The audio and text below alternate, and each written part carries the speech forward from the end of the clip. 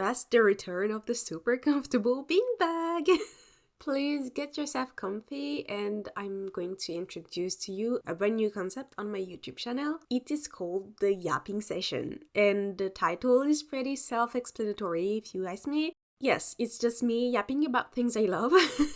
So, this video is going to be the first one of a deep dive series of videos about Arcane, and more specifically about Arcane's character for now. Jingle.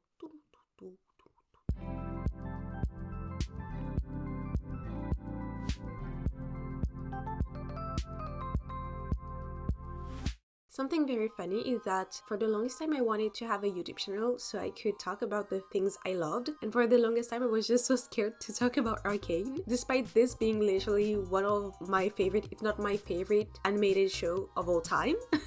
The specific reason of that is that I just didn't want to make yet another video among the thousands of videos that already exist just to say, yeah, Arcane is so good, because everyone knows that Arcane is so good, you know? It would have been so useless. People have already said everything there is to say about Arcane, right? It just wouldn't bring anything to anyone. But you know what? Who cares? Like, it's my YouTube channel and I can literally do everything I want on it, so we're gonna talk about Arcane!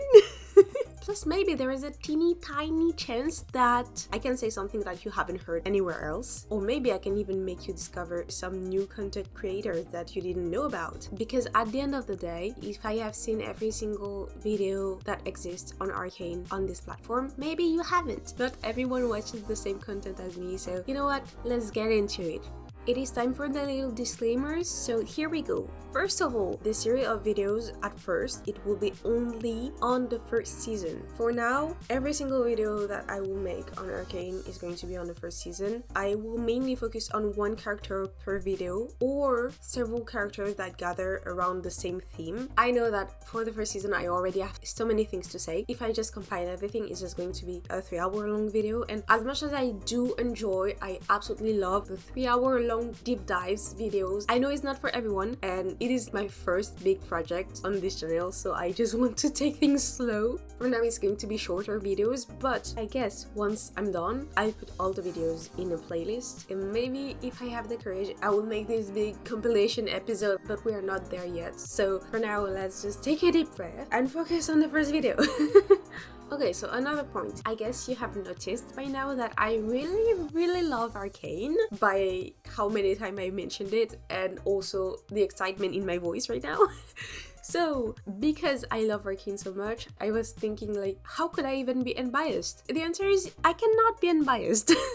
So I won't. Like everyone, I have my favorites. I have my little babies. But that doesn't mean that because I like a character less, that character is bad, okay? I just want to make it clear that there is no bad character in Arcane, at least for the first season that I'm talking about right now. Every single character has been so carefully crafted. There's so much work behind all that, and I just have so much respect, whether it is for Fortiche or for all the Riot team that worked on Arcane. As an artist myself, there is just so many things that have been done. I can't even express how amazed I am by the work that they did around these characters. So all that to say that there is no way I could, disrespect all the work that they've put into Arcane and into like the crafting of these characters and saying a character is bad, Even if I dislike a character, I will always try my best to explain where I'm coming from and explain by the character's actions what makes me dislike this character. But really, it's not going to be, I just don't like them because I don't vibe with them. So I hope you really get it from my videos and from my analysis and everything that I would say. I will really try my best to just show how much respect and how much love I have for this piece of media. So yeah. Another point I wanted to share before starting this video is that I binge watched so many times the whole series and all the content I could find around Arcane that my opinion is obviously absolutely influenced by everything I've watched. And as much as I can, I will reference all the content creators that I will be mentioning through my series of videos because it is so important, and I really want to share things that I love with my little community. Like, it is so cool. Like hear me out. I'm getting excited, but I really love this concept of just building a little community around things I love. And this is really my dream, to just have a little community of mine, gathered around things that I'm so passionate about. And Arcane is just the best example possible. So if I can just help you discover a content creator that you didn't know about, even though I know that most of them don't even need me to share because they have so much more visibility than I do. It is just so fun to share this little bubble of content creators that I love. I love it. And last but not least, I promise that's the last one. As I mentioned before, everything I say in this series of videos at first is based on notes, audio notes, things that I wrote down, things that I noticed before watching the season 2, and even before the season 2 was released. So I wanted to go as unbiased as I could before I could see the season 2, because I really wanted my opinion to be only based on what I knew from season 1 and not being potentially influenced by whatever I could see in season 2, So there will be no spoilers. As far as I know, I don't plan to do any references from season 2. I will not share anything that reflects any opinion on season 2 or whatever. I just want to mainly focus on season 1. And if I happen to say anything that reminds you of what happened in season 2, it was either purely speculations based on theories or what I thought could happen at the time, or just me being a visionary. Anyway, you know what, let's get into it. It was very long, I'm so sorry. Now let's get into it, let's get started. And of course, our first character had to be Powder. I tend to call Powder PowPow or simply Pow. And Powder is what I like to call my heartbreaking character. Simply because I have so much love for this character, but everything about her is just so hard. There is this YouTube channel from a guy named Schnee that I would be mentioning a lot. He made a crazy amount of videos about Arcane and the characters, and honestly, it is ridiculous how good and on point his content is. So I highly suggest that you take a look at his channel if you don't know him, because it is just pure gold. And a while ago, Schnee made a video about the character's alignment chart. For those who don't really know about this concept, it is a table where you can place characters depending on their core values and where they morally stand, going from lawful good to chaotic evil. And he explains it in a way that makes way more sense than I do, but I'll put a picture for this to be a little more clear. And he got to the conclusion that Powder was chaotic good. And I couldn't agree more, because she wants to do good, to help, to be useful, but either she can't do it, or by trying to do it, she causes loss or destruction. In my opinion, from the get-go, Powder is, I wouldn't say totally broken, but there are definitely some cracks. And we can see them from the very first appearance she has. Remember, on the very first episode, on the bridge between Piltover and the Undercity, Powder is covering her eyes so she doesn't see all the violence around her, and her big sister Vi is guiding her through the bridge. And whenever Powder opens her eyes and she finally sees all the chaos around her, we see these little scribbles that are troubling her sight. These very same scribbles that will be present in every single psychotic episode of Jinx in the future. And the first time we see them, it's actually from Powder. And that was way before anyone put this quote-unquote "you're a Jinx" mindset in her mind, There is something I noticed that I found a little bit disturbing when Vi sees their parents' body, and she just understands that they're no longer here and now her sister and her are orphans. Vi literally collapses on the ground and starts crying.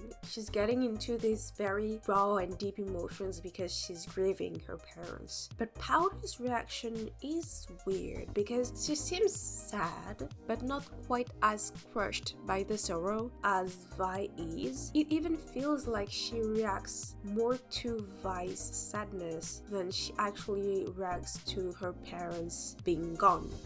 Yeah, it just feels like she doesn't really understand what's going on. She doesn't really get the reality of the situation. Besides the fact that Vi is crying, Powder's reaction is pretty empty. She doesn't feel very expressive, right? You know, in the third episode, something very similar happens, and Powder doesn't really get the situation. She doesn't really even have the same vision, the same mindset around death and around grief. Okay, so there is this explosion in the building where they were storing the shimmer, and Claggor, Milo, and Vander are supposedly out of the picture. When Vi realizes that Powder is the cause of the explosion, and she turns to her and asks her, "Why did you do that?"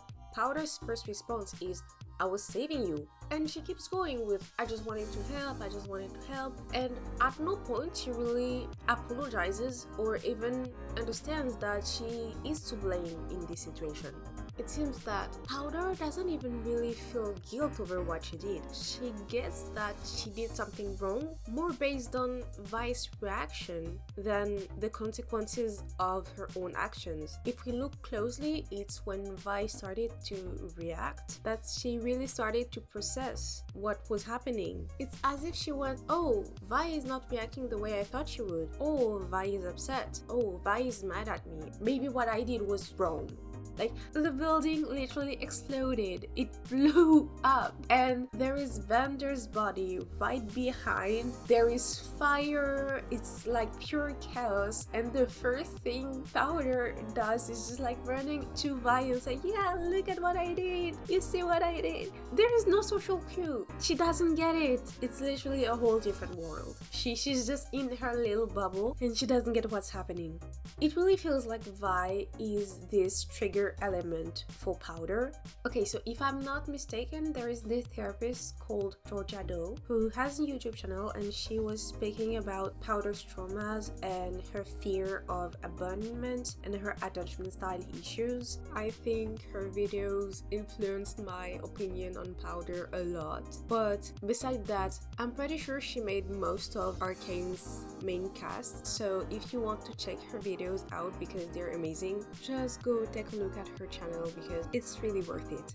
Honestly, if we take a step back, it's not hard to realize that Vi is the primary parental figure for Powder, right? If we look closely, in the first 3 episodes, Vander and Powder don't interact that much. I really have this feeling that the father-daughter relationship is mostly between Vander and Vi, more than Vander and Powder, if that makes sense. I don't know if it's because Vander didn't bond with Powder the same way he had this bond with Vi, or if it's because Powder didn't really rely on Vander the way she relies on Vi, but something is sure, before anything else, Powder is Vi's sister. This is her core value. I would even go as far as to say that this is how she defines herself. This is her definition. She is Vi's sister. Even when Powder became Jinx, there's still this possessiveness over her sister. In Jinx's mind, her sisterhood with Vi will always stop everything, and I do believe that she expects the very same from Vi as well. As much as she defines herself by being Vi's sister, she expects Vi to define herself by being Powder or Jinx's sister and put their sisterhood as her ultimate priority. Hence why when at the end of the episode 3 Powder rushes to Silco, she says Vi is no longer her sister, because there is this break in their relationship as soon as she thinks that Vi left her. I wouldn't go as far as to say that Powder isn't Vander's daughter, because all of the kids are his adoptive children, right? But we can definitely assume that his bond with Powder is weaker than the one he shares with Vi, especially given the fact that, of course, Vi reminds Vander of his younger self, Vi being so similar to Vander when he was younger.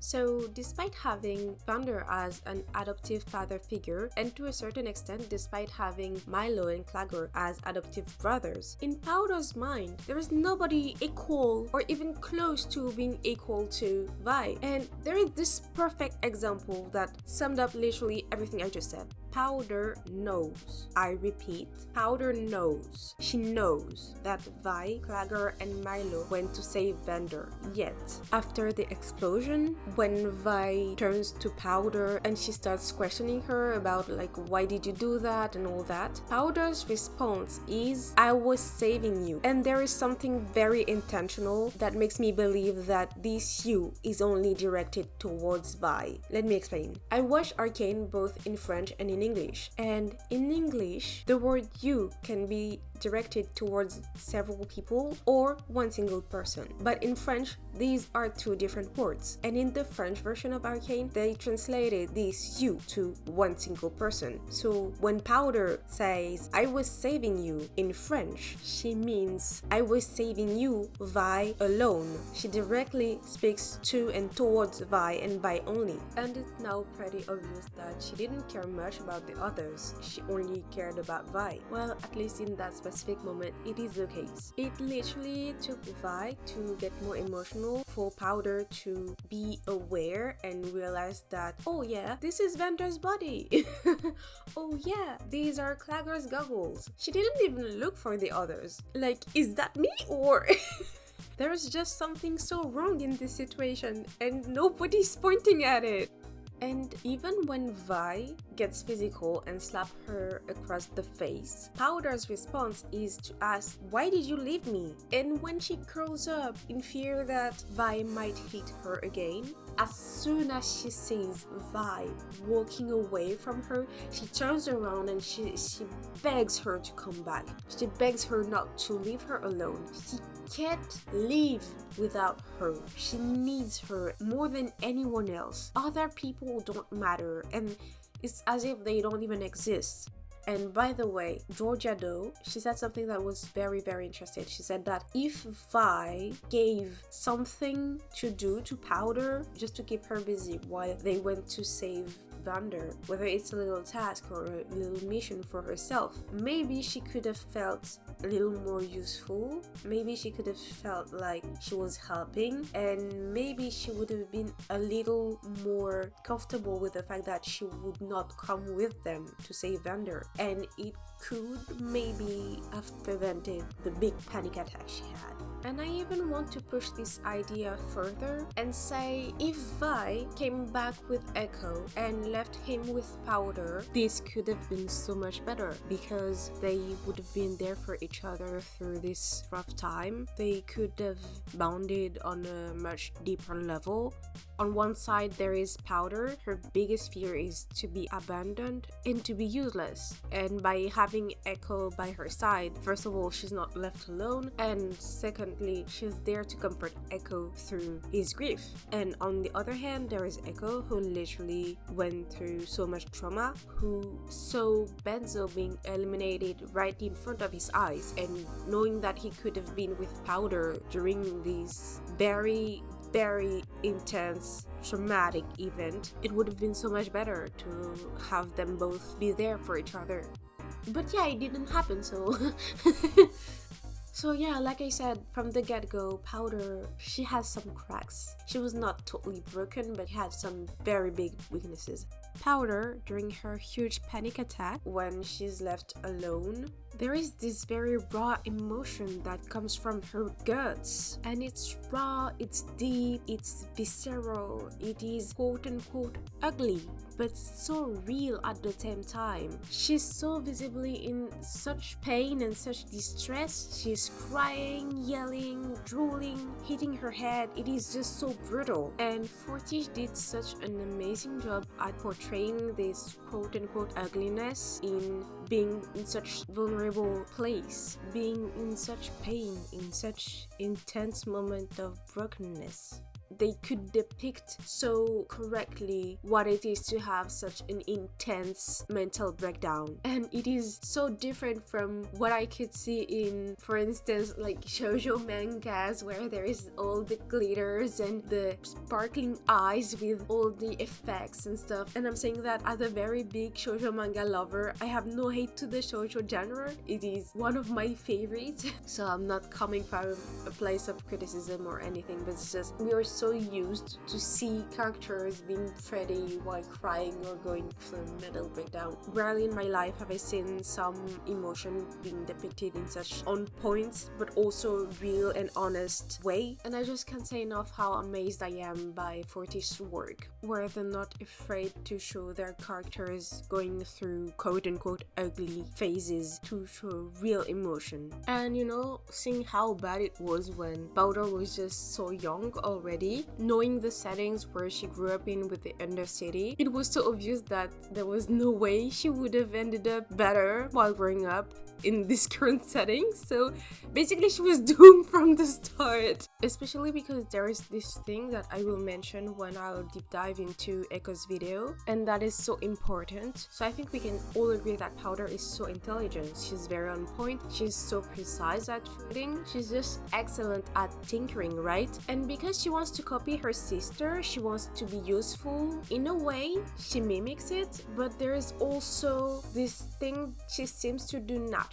She thinks that being of help, being useful, being strong is related to physically hurting people and knowing how to fight. And when she creates things, not only she creates weapons, but she creates explosive ones. Weapons that hurt, destroy, damage. Everything she makes is with the purpose of hurting someone else. Even from her young age, she's very good at shooting and hitting the right targets. Despite her weaknesses, and we know she's not very physically strong as the others, she is a little awkward in certain areas, she's not as discreet as the others, but she's so advanced compared to other kids her age, especially given what she's able to create, and she understands it very well. To bounce back to what I was saying earlier, in a way she naturally shifted her focus on tinkering, and she naturally found her ability to shoot. And of course she needs reassurance from Vi from time to time, but the fact that she knew from the get-go she wasn't the strongest one, so she decided to compensate her weakness by finding her own path where she'd be the best one is already so impressive. So, to conclude with Powder, she wants to do good, but she can't, and that's really the most tragic thing about her. It truly breaks my heart. All she wants is to help the grown-ups and make her sister proud of her, and every effort she makes toward that goal only causes her to destroy her own world a little more. Everything she wants, everything she loves, she ended up destroying it by herself.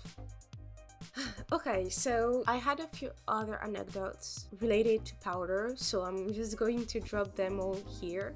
For my birthday of 2022, there was an Arcane marathon night at one of Paris' big cinemas that is called the Grand Rex, and for the whole night they would be showing Arcane from the first to the last episodes of season 1, and I came with my mom. I made her discover Arcane during that night, and it was very cool because she loved it. She had such strict opinions about characters and made me laugh a lot. And at the end of the third episode, she turned to me and she was like, "This kid, it's a plague."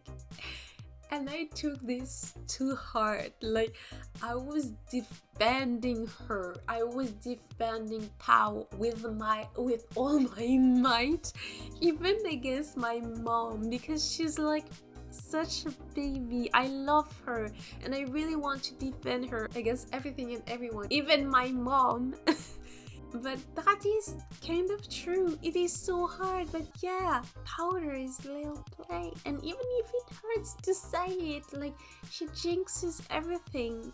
And it's so hard. And I just don't have words to express how awful I feel. Anyway, also another point is to write my script. Usually I take notes and I record myself while processing my thoughts, making theories and stuff during my watching sessions of Arcane. And in one of my recordings for Powder, I said that I wish there was an alternative reality where Powder was happy, there would be no jinx, none of that whole mess would have happened. And it actually reminds me of an artist I found on Twitter who drew an older version of Powder, and she was a student at Piltover, and I loved the idea. There was also another artist who drew Powder and Jinx as twin sisters, and they grew up together, and I find this idea so cute. If I find it, I will share it on the screen. But in any case, if you have more Arcane art to share with me, I would be so happy to discover new artists. So if you've seen some very good Arcane fan artists as well, all your references, all your art mutuals and all that, just don't hesitate to share it in the comment section. I would be just thrilled to go through it. All that to say that Powder deserves to be happy. I just love her so much and I want to protect her, and she does her best. So yeah, that concludes what I had to say about Powder. I didn't want the first video to be too long, so I'm very happy with what I said. In fact, I didn't want to share things that were a little too obvious or things that have been said too many times. I just wanted to focus on my own reflections and what I thought and what I found on Powder. So yes, I guess that's it. I hope you enjoyed my yapping session. Feel free to share your thoughts on the video in the comment section. If you want to see more of my content, you can take a look at my YouTube channel. And by the way, let me remind you that if you subscribe to my YouTube channel, you'll join the club of the super cool people called the Golden Potatoes, and it gives you extra charisma points. It is proven. If you want to say hi, you can do it in the comment section or elsewhere on my other social medias. Everything is in my link tree down in the description box. And if you want to support me, I have a Ko-fi link in the description box as well, where you can give me a tip. Of course, it is if you want to and if you can. Either way, I am so happy that you watched my video, and it already is a lot for me. So thank you so much. And by the way, if you want to see more updates on what I'm working on at the moment or what I plan to do, whether it's drawing related or YouTube related, I give you free updates on my Ko-fi as well. Like I said, link in the description box. Thank you for coming. I'll see you in the next video, and I give you a very big kiss on your forehead.